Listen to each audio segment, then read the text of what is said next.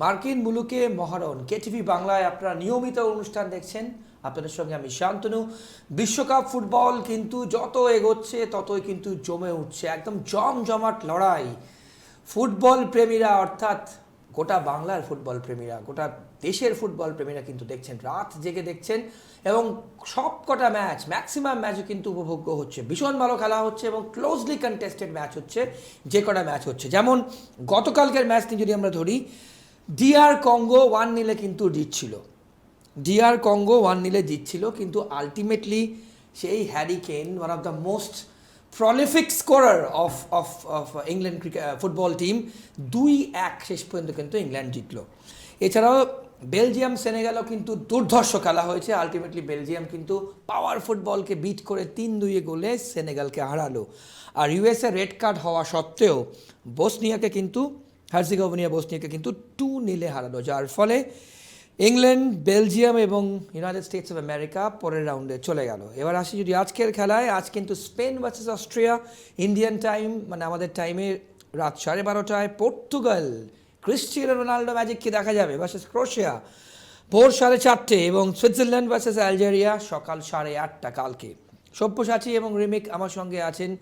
আপনারা যাদের অ্যানালিসিস কিন্তু আপনারা নিয়মিত শুনছেন আমাদের নিয়মিত এই মার্কিন মুলুকে মহারণ এই শোতে, কেমন লাগছে এই শো আপনারা জানাবেন কিন্তু আমাদের সোশ্যাল মিডিয়া পেজে।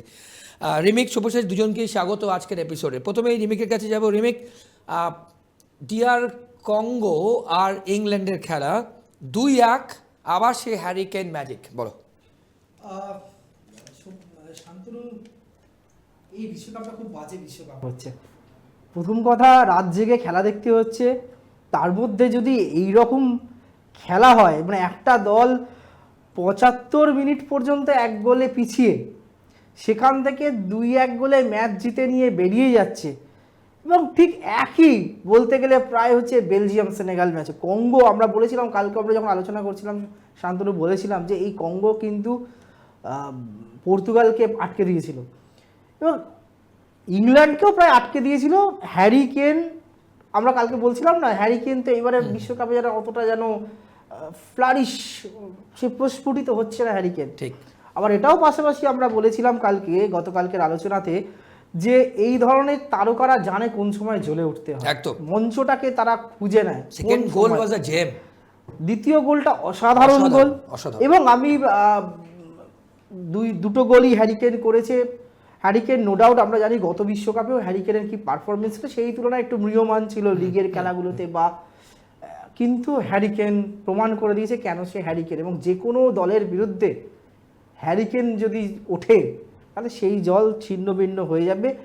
75 মিনিট পর্যন্ত 1 গোলে পিছিয়ে থেকে কঙ্গো যখন আমরা ধরে নিচ্ছি যে ইতিহাস তৈরি হবে হয়তো, সেই জায়গায় দাঁড়িয়ে 75 মিনিটে ইকুয়ালাইজ করলো, এবং 86 মিনিটে অনবদ্য গোল হ্যারি কেনের। তবে শান্তনু, আমি যেটা বলবো, কঙ্গো যে প্রথম গোলটা করলো তাতে কিন্তু ইংলিশ ডিফেন্সের কিন্তু যেভাবে ডান দিক থেকে যে বলটা বাড়ানো হলো, এবং সেখানে যেমন ইংলিশ ডিফেন্ডার সেই বলটা বিট করে গেল, পেছন থেকে দাঁড়িয়েছে, পেছন থেকে বাঁ দিক দিয়ে বক্সে ঢুকে সুন্দর ফিনিশিংয়ে গোলটা করে গেল।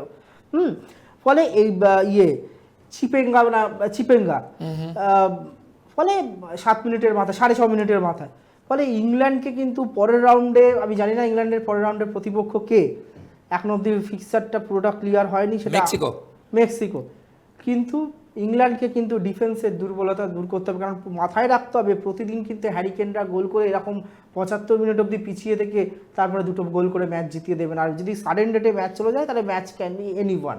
বেশ, তো এইখানে আর একটা বাকি ম্যাচগুলোর আলোচনা যখন তুমি আসবে বলবো, এবং সেনেগাল বেলজিয়াম ম্যাচ, ওটা নিয়ে আমি সব্যসাচীর কাছে যেতাম। আমি একটা কথা খালি বলবো, যে খুব আনফরচুনেট এই যে সেনেগাল 86 মিনিট অবধি 2 গোলে এগিয়ে, সব্যসাচী বলবে নিশ্চয়ই, 86 মিনিট পর্যন্ত একটা দল 2 গোলে এগিয়ে সেই দলটা তারা 3-2 হেরে যায়। দেখো শান্তনু, তোমার মাথায় থাকবে, আমরা কিন্তু প্রথম দিন থেকে আমি কিন্তু এই ভার নিয়ে প্রশ্ন তুলেছি, কালকে এপিসোডে করেছি ভার নিয়ে বারবার আমরা প্রশ্ন তুলেছি। আগের দিনকেও আমরা দেখলাম জার্মানির গোল বাতিল নিয়ে আমরা কথা বলেছি, মেসির লাল কার্ড, ভিনিসিয়াসের গোল বাতিল নিয়ে আমরা কথা বলেছি। এই যে ভার, এই ভার কিন্তু এই ভারে কিন্তু এবারের বিশ্বকাপের জৌলুস কিন্তু হারাচ্ছে।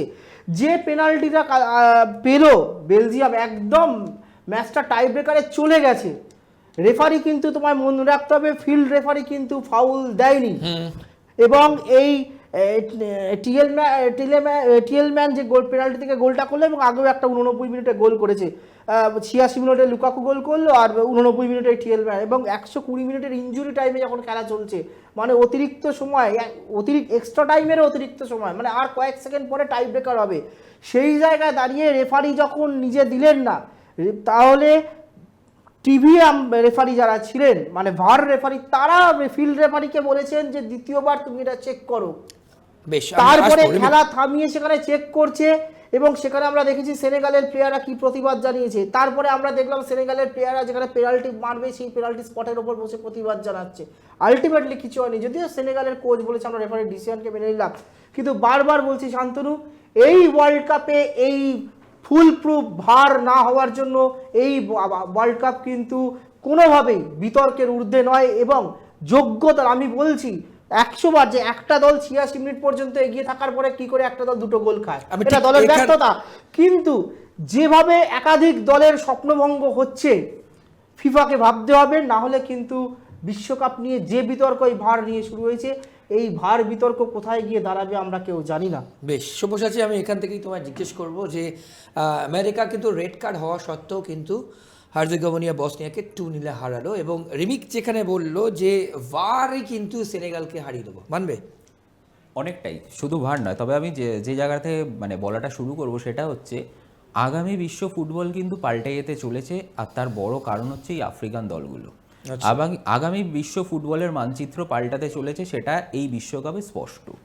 ডিআর কঙ্গোর খেলা যদি বলি, ডিআর কঙ্গো কিন্তু প্রথম থেকে ইংল্যান্ডকে যেভাবে আটকে রেখেছিল, তাদের এমপ্যাসি গোলকিপার হোক বা রক্ষণ বিভাগ ইংল্যান্ডকে ঢুকতে দেয়নি। ইংল্যান্ডের যেমন হ্যারিকেন হচ্ছে শক্তি, তেমন হ্যারিকেনই দুর্বলতা। কারণ হ্যারিকেন জ্বলে উঠলে ইংল্যান্ড জিতবে, আর জ্বলে না উঠলে বিপক্ষ জিতবে, খুব সহজ হিসেব। কিন্তু খেলা আমি বলবো 74 মিনিটের আগে কিন্তু বদলে গেছে 60 মিনিটে। ইংল্যান্ডের যে কোচ সেই সময় দুটো সিদ্ধান্ত নেয়, সেখানে র্যাশফোর্ড আর হচ্ছে নানিকে সরিয়ে আর কি, তখন দুজনকে নামায়, যার মধ্যে গর্ডন হচ্ছে অন্যতম। সেই গর্ডনের পাশেই কিন্তু হ্যারিকেন প্রথম গোলটা করে। কিন্তু আমি তারপরেও বলবো, আফ্রিকান কান্ট্রিগুলো যেভাবে সংঘবদ্ধ ফুটবল খেলছে, সেখানে কিন্তু যে কোনো দেশের কাছে সেটা যথেষ্ট ভয়াবহ। কারণ বিশ্ব ফুটবলে আগামী মানচিত্র কিন্তু নতুন করে লেখা হবে এই আফ্রিকান দেশগুলো থেকে।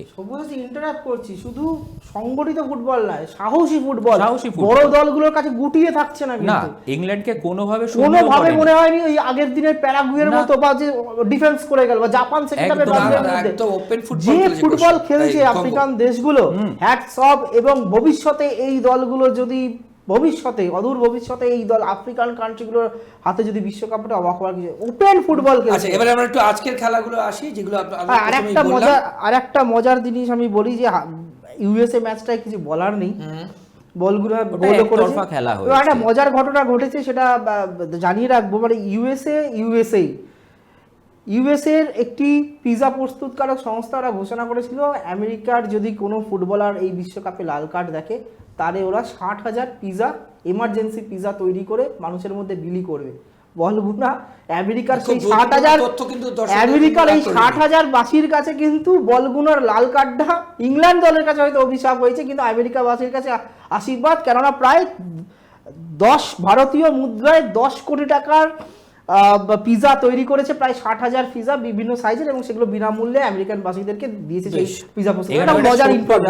বলে রাখছি যে গোল করেছে আর কি বালগুনা, তো একে ছাড়াই কিন্তু পরের ম্যাচে নামতে চলেছে ইউএসএ। আচ্ছা, আমি একটু দর্শকদের জানিয়ে রাখি, ইউএসএ খেলবে বেলজিয়ামের এগেইনস্টে রাউন্ড অফ 16-এ, মেক্সিকো খেলবে ইংল্যান্ডের এগেইনস্টে। এবার আজকের খেলায় আসি, Spain versus Austria, Portugal versus Croatia আগে বলেছি, আর সুইজারল্যান্ড ভার্সেস আলজেরিয়া। প্রথমে Sabyasachi, Spain Austria match, Spain will definitely start as favourites, বলো। প্রথম থেকে ফেভারিট ছিল, তবে যত খেলা এগিয়েছে স্পেনকে কিন্তু সেখানে তুলনামূলক কোথাও গিয়ে একটু কমই মনে হয়েছে, যার বড় কারণ হচ্ছে ইয়ামেল। ইয়ামেল প্রথমত এখনো একটা ম্যাচেও কিন্তু পুরো 90 মিনিট খেলেনি, এই ম্যাচেও খেলবেন কিনা তার কোনো নিশ্চয়তা নেই, এবং এই ম্যাচে খুব সম্ভবত নিকো উইলিয়ামসকেও কিন্তু পাওয়া যাবে না। ওকে, সুতরাং স্পেন কিন্তু অলরেডি কিছুটা চাপ নিয়েই নামছে, তবে হয়তো আশা করা যাচ্ছে বেরোলেও বেরোতে পারে, কিন্তু গতকাল বা তার আগে যে খেলাগুলো হয়েছে সেখান থেকে কোনো দলকেই সহজভাবে নেওয়ার নয়। সুতরাং যে একদম স্পেন দাপটের সাথে বেরিয়ে যাবে কথাটা এক্ষুনি বলা খুব কঠিন। আর যদি ইয়ামেল 90 মিনিট খেলে তাহলে হয়তো খেলার রং পাল্টাতে পারে, এবং নিকো উইলিয়ামস না থাকাটা কিন্তু স্পেনের জন্য যথেষ্ট মানে সমস্যা বা চ্যালেঞ্জের। বেশ, রিমিক, ক্রোয়েশিয়া ভার্সেস পর্তুগাল কতটা টাফ খেলা এক্সপেক্ট করছো? ক্রিস্টিয়ানো রোনাল্ডো কিন্তু সেই একদম ডিস্ট্রয়িং ফর্মে কিন্তু নেই, মানে এক প্রলিফিক স্কোরার কিংবা যে রোনাল্ডোকে আমরা দেখে এসেছি, স্কিল দেখে এসেছি, ফিনিশিং দেখে এসেছি, শুটিং দেখে এসেছি, ড্রিবলিং দেখে এসেছি, সেটা কিন্তু আমার মনে হয় রোনাল্ডোর যারা ফ্যান তারা পাচ্ছে না। শেষ 5টা ম্যাচে তোমরা যদি ক্রোয়েশিয়া পর্তুগালের পরিসংখ্যান বলি, তার মধ্যে 3টেই জিতেছে পর্তুগাল, একটা ড্র হয়েছে, একটা ক্রোয়েশিয়া জিতেছে, স্ট্যাট এটা। কিন্তু এই বিশ্বকাপে কিন্তু কোনো স্ট্যাটের কেউ ধার ধারছে না, মানে অতীতে কি হয়েছে। কিন্তু আমার মনে হচ্ছে যে এই বিশ্বকাপে এখনো পর্যন্ত, আমার সঙ্গে সব্যসাচীও হয়তো একমত হবে জানি না, ক্রিস্টিয়ানো রোনাল্ডোর বয়স হয়েছে 41 বছর বয়স, সেই ক্রিস্টিয়ানো রোনাল্ডোকে কিন্তু এখনো পর্যন্ত আমরা দেখতে পাইনি এবারের বিশ্বকাপে। আমি জানি না হ্যারিকেনের মতো ক্রিস্টিয়ানো রোনাল্ডো ক্রোয়েশিয়ার বিরুদ্ধে জ্বলে উঠবে, কেন মাথায় রাখতে হবে ক্রোয়েশিয়া দলে লুকা মদ্রিচের মতো প্লেয়ার রয়েছে, এবং ক্রোয়েশিয়া দল কিন্তু বিশ্বকাপের রানার্স আপ টিম একটা সময়।